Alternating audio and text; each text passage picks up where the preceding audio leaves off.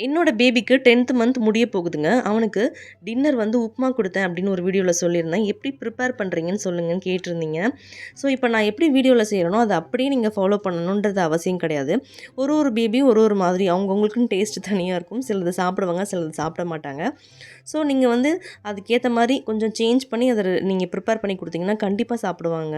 சம்மர்ன்றதுனால எனக்குமே body heat ரொம்ப அதிகமாயிடுச்சுங்க. அதனால தான் ஆயில் அப்ளை பண்ணியிருக்கேன். ஸோ நல்லெண்ணெய் தான் தேய்ச்சிருக்கேன். நல்லெண்ணெய் குளிக்கிறது, தேங்காய் சாப்பிட்றது, நெறைய தண்ணி குடிக்கிறது இந்த மாரி ஃபாலோ பண்ணிட்டுருக்கேன். இப்போ உப்புமா எப்படி செய்றேன்னு பார்க்கலாம். கடாயில கொஞ்சமா கடலை எண்ணெய், கொஞ்சம் நெறையவே கீ பார்த்தீங்கன்னா, ஹோம்மேட் கீயா இருந்ததுன்னா ரொம்ப நல்லதுங்க. தாளிப்புக்கு கடுகு மட்டும் தான் ஆட் பண்ணுறேன். பெருங்காயத்தூள், கொஞ்சமா தண்ணி நல்லா கொதிச்சதுக்கப்புறமா நான் வந்து சால்ட் லைட்டா ஆட் பண்ணி, இது டபுள் ரோஸ்டட் ரவான்றதுனால நான் தனியா வறுக்கலங்க. இல்லைன்னா நீங்க கண்டிப்பா வறுத்து தான் ஆட் பண்ணணும். இந்த மாரி நல்லா கிண்டி விட்டுட்டிங்கன்னா, கொஞ்சம் வந்து ரொம்ப கெட்டியாவும் இல்லாம, ரொம்ப தண்ணியாவும் இல்லாம ஒரு கன்சிஸ்டன்சில தான் அவனுக்கு குடுப்பேன். ஃபர்ஸ்ட்டு நான் வந்து பிரேக்ஃபாஸ்ட் தான் குடுத்தேன்.